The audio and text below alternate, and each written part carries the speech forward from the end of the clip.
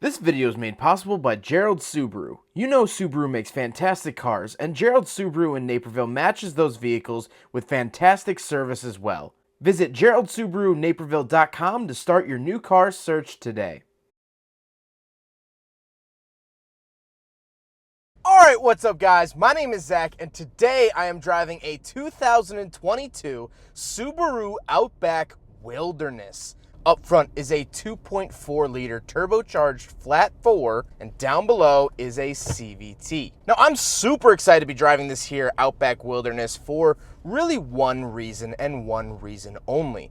This is the Wilderness Edition, which is brand new for 2022. The Wilderness Edition is not the top trim level, nor is it the bottom trim level, but what it is a specialty trim level featuring tons of off-road capable features. It has a factory lifted suspension offering 9.5 inches of ground clearance. It of course has different front and rear bumpers with gold tow hooks, so if you do get stuck, it has easier accessible tow hooks for getting out of the mud. It has 17-inch matte black finish wheels with Yokohama Geolander all-terrain tires, StarTech's water-repellent upholstery, and anodized copper finish interior accents. And it has high-capacity fixed roof rails that can support up to 700 pounds, where the regular Outback can only support 150 pounds. So they've added over 500 pounds to the capacity of these roof rails,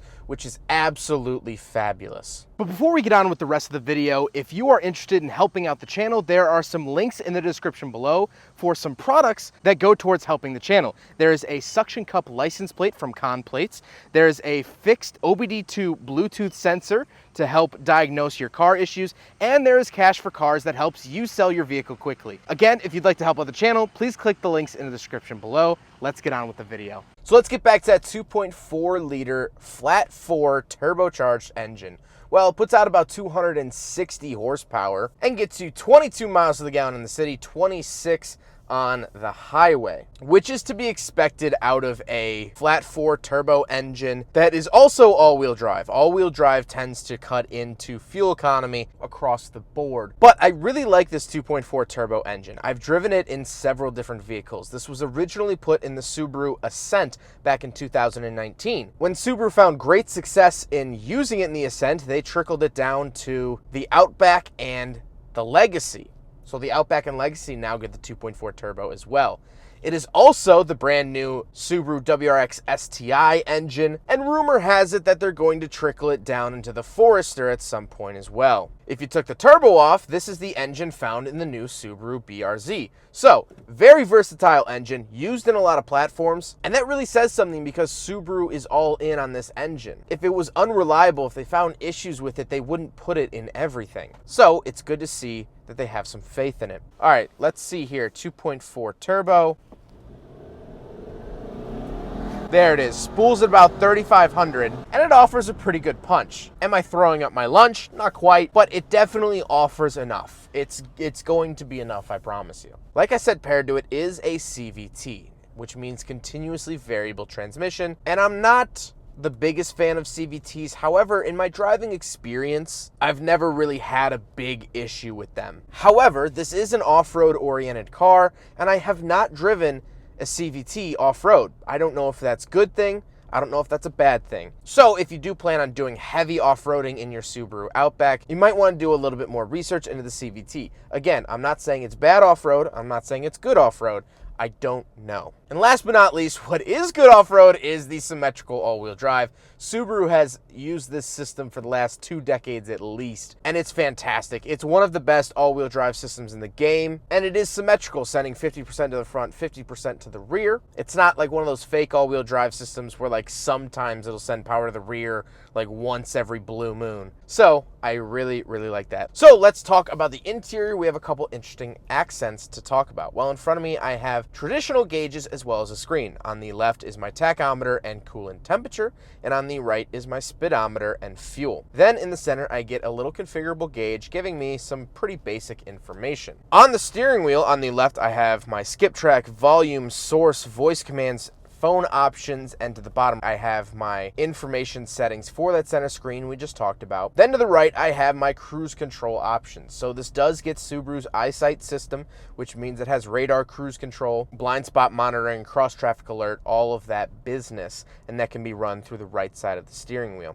At the bottom of the steering wheel, this is the first time we get to see the gold accent for the Wilderness package, and I like it. You know, I think it's subtle enough. It's not super in your face. The gold stitching around the interior of the steering wheel matches, which is very, very nice. Around the back of the steering wheel, I do have paddle shifters if I would like to plus minus for steep hills, inclines, things like that. And I think overall it's presentable.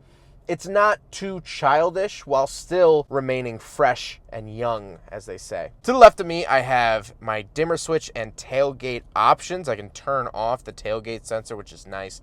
And then moving on to the door, I have my power locks, power windows, and power mirrors, as well as I get this little tag that says Subaru Wilderness, which I actually like. It looks like a t-shirt tag or something. Adds sort of that sporty feel, although I would really hate to have this get ripped off. Although I don't think that that's super likely. Moving into the center, we have the very typical Subaru infotainment. All right, so it's time to talk Subaru infotainment, and I'm sorry, I had to put the camera in the back seat in order to fit this whole thing top to bottom, so I apologize if it's a little hard to see. I really hate these vertical infotainment screens because they're really hard to film. However, of course, that's a me problem. So I love the color of the apps. I think this screen does really, really well. It's pretty colorful. It shows a lot of colors. Of course, with Apple CarPlay, that's very important. I have radio, media, phone, apps, car info, Subaru Starlink, my Subaru settings, and shortcuts, and I only get one page of apps. So I do have Apple CarPlay, Android Auto, things like that. Down here at the bottom, you'll find our climate controls. Now, I'm not the biggest fan of this, again, because I prefer to have physical climate controls. However, they are always at the bottom, and as long as your screen doesn't break, you'll be fine. I have my heated seat options. However, they're not at the push of the button. If I want my heated seat options, I have to hit this and then hit that. That's one more motion than I would just, if I had a button. So while you're driving, if you decide you want your heated seats, you have to go boom, wait, there, then you can hit it. A little bit clumsy in my opinion. However, what I really like is up here, I can switch through a couple different things. I can switch it to show water temp, oil temperature, and average speed. My weather, which is fantastic. My modes. So this car has a couple different drive modes. Snow and dirt, normal, and deep snow and mud. So it makes a little noise when you switch modes. And in the gauge cluster, it actually shows the different modes as well. Down here, I do have my automatic start stop on and off, and then I have my little car button for my car settings. X mode, I can set the drive modes there if I want. Auto vehicle hold, so auto holding brake. Steering responsive headlights. So when you turn the wheel coming around a corner, the headlights will actually somewhat adjust to show light through the corners. Tight turns like that, I wish I had that feature. Auto start stop on and off. We have like driving assistance, pre-collision braking, lane departure, things like that. And then others, we have warning volume, mid.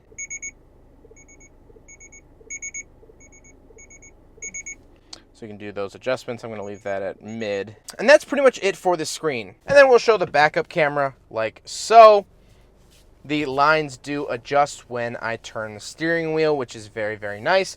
I look for that in cars. That's really my only big thing for cars, is to have that. And then let's talk about the sides of the infotainment. On the left here, I have my volume, front defroster, and temperature. And then on the right, I have my tune knob, mirror, and rear defroster, and then my temperature for the passenger, because this does have dual zone climate. I have my hazard switch up front. But I do have two gripes with this. First of all, I wish that instead of temperature, I got fan speed. I feel like I adjust fan speed a lot more than I adjust temperature. Like here in the summer, in my daily driver car, I keep the temperature on low and just adjust the fan speed. So I wish that these were fan speed controls instead of temperature, but fan speed control is found down here. I just wish it was physical. The last thing I'll say is the fact that this Wilderness package in the Outback cannot get the Harman Kardon speaker system. So you're stuck with the regular Subaru speakers. You cannot spec Harman Kardon in the Wilderness package, which I think is a terrible misstep. I assume there's a reason why. Maybe like the subwoofer or something in the trunk can't handle off-road scenario. I don't know what it is. I really don't. But the fact that this only gets the standard Subaru sound system is a little sad, because Subaru's base sound system is not that good. And by base, I mean, you know, lowest tier and not, you know, bass like bass and treble. Down below the infotainment system, we have our power parking brake, 2 USBs in, and a aux in, which I like. Then moving down to the center console, we have the shifter. The shifter also gets its own gold accent, like the steering wheel, and to match the tags on the doors. And I like it. Other than that, it's the same Subaru shifter you'll find in the Legacy, in the Outback, in the Forester, in the Ascent. It's pretty much all the same shifter, but it does get the nice accents and gold stitching. To the right of that, I have a view button. So while driving, this actually turns on a front view camera. This is very, very important when going off-road. To be fair, I don't have tons of off-roading experience, but I do have some. This summer, I took a long trip out to Colorado and Utah, and I did a fair amount of off-roading out there. And one thing I really wish I had was a front view camera to see the rocks directly in front of me. It helps you navigate rough terrain and make better decisions on which path or line to take. This is awesome. Then down below the shifter, we have cup holders. So we will do a big friggin' bottle test here in the Subaru Outback Wilderness. Now, technically it fits in here, but it kept shifting around the whole time I was driving, and I got really annoyed by it. The cup holder is somewhat tapered, so up at the top, the bottle fits in, but it doesn't go down deep enough to really get a solid grasp on the cup holder. So unfortunately, I'm gonna have to give the Subaru Outback Wilderness a fail for the big friggin' bottle test. I do have a little center console cubby up top, as well as a cubby down below, and a 12-volt outlet is found inside the center console. And then we got to talk about the seats. The seats also have the gold stitching. They say Subaru Wilderness embossed in the headrest. I love that. I love that the headrest doesn't get gold. Over a couple years of people putting their heads on it, it's just going to get rubbed off, but this embossed won't. It looks very classy, it looks clean, and the rest of the seat gets this sort of honeycomb texture to it, and they're very, very comfortable. I pleasantly enjoy these seats, and like Subaru says online, these are water repellent, easy to clean, easy to manage, so when you get in after your hike and you're a little bit dirty, a little bit dusty, you're not going to ruin your upholstery, which is fantastic. Now, speaking of seats, we do have back seats, so let's go do a back seat review, and then we'll do a cargo review. All right, so we're in the back of the 2022 Subaru Outback Wilderness, and the honeycombs on the seats carries on back here. The gold stitching carries on back here. Absolutely love that. I have, of course, power windows. And down here, I have two 2.1 amp USB chargers, as well as 2 different levels of heated seats for either side. Unfortunately, the middle seat does not get a heater. Speaking of the middle seat, however, I do have fold-down cup holders, little center armrest, and that's about it back here. However, I am 5'11". I always fail to remember to say my height. I'm 5'11", I'm a big boy, and I fit back here very comfortably. I would be very happy going on an off-road adventure back here or whatever it may be. I fit comfortably, and that's all I really look for in cars like this is, you know, you're getting a little bit larger of a car, you should have more space, and the Outback definitely offers that. Now let's flip around back and take a look at the trunk and cargo space. All right, so we're on the back of the Subaru Outback Wilderness. I do get a power tailgate, which is run off the key fob.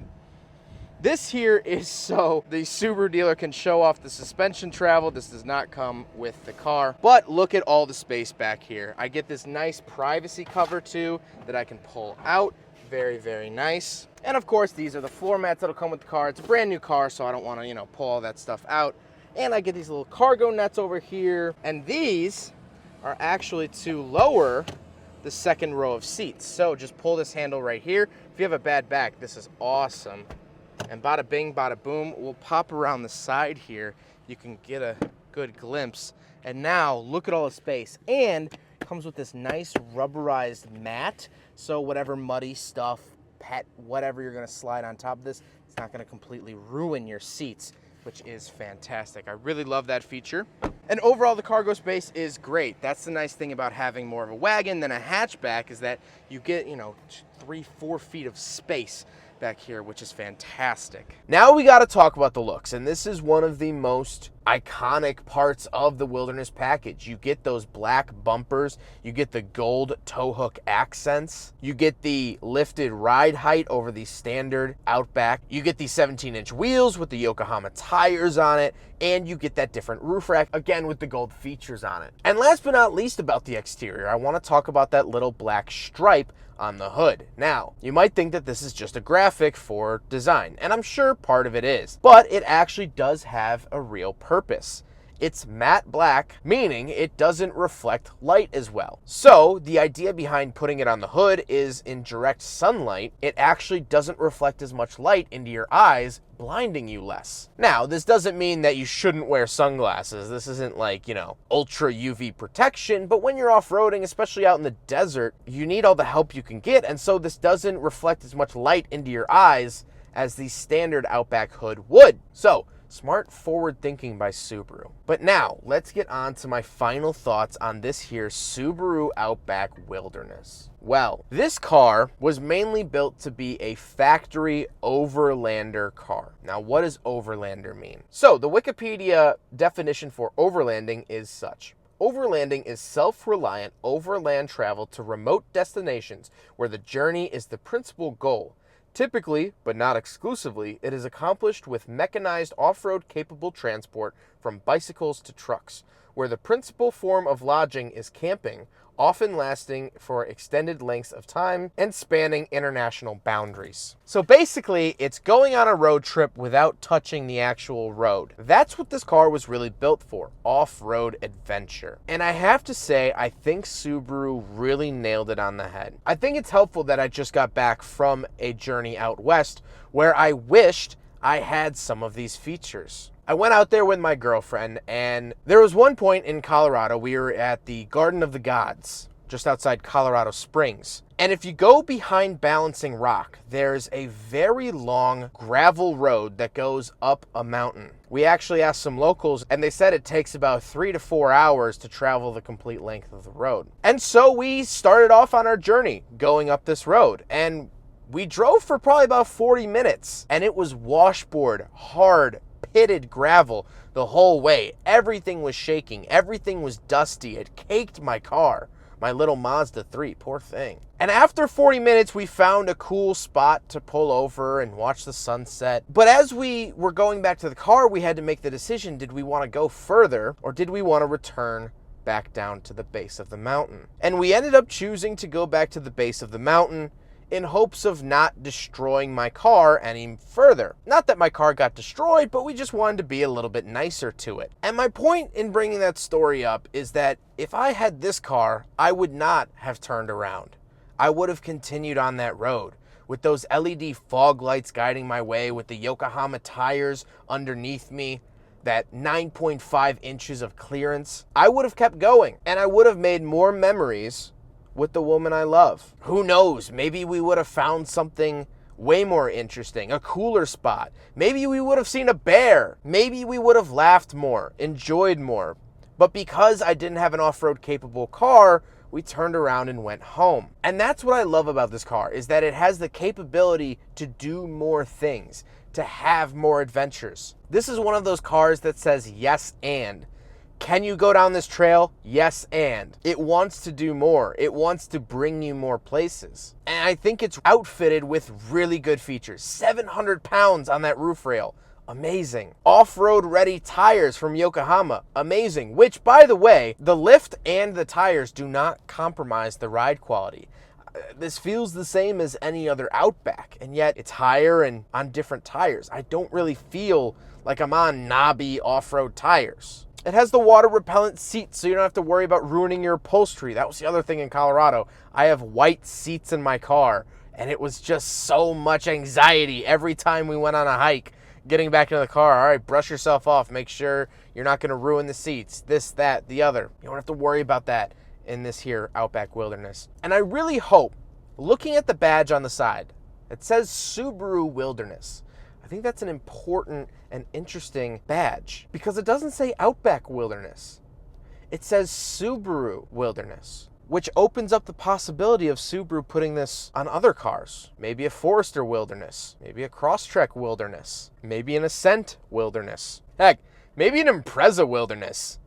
I'd be interested. So just to sum it up, I think this car has great, fantastic features. If you're going to buy an Outback, I would highly recommend looking at this because it doesn't compromise the ride quality or feel or luxury. The only downside to this car that I really found was that you cannot option a Harman Kardon sound system with the Outback Wilderness. So if you really love music, unfortunately, I would say look elsewhere. But if you can settle for the standard Subaru radio, this is the Outback to have, and I stand firmly with that opinion. Well, I hope you guys enjoyed the video. Huge thank you to Gerald Subaru of Naperville for letting me take out their Outback Wilderness. They just got this on the lot. So exciting. I hope these sell well because I hope Subaru starts trickling this badge to other things like they did that 2.4 turbo. I hope the Forester gets it. I hope the Impreza gets it. And when they do get it, you can head over to Gerald Subaru of Naperville. Their information is up on the screen as well as linked in the description below. But I hope you guys enjoyed the video. Don't forget to rate the video, comment on the video, and subscribe if you really liked it. Take care, guys.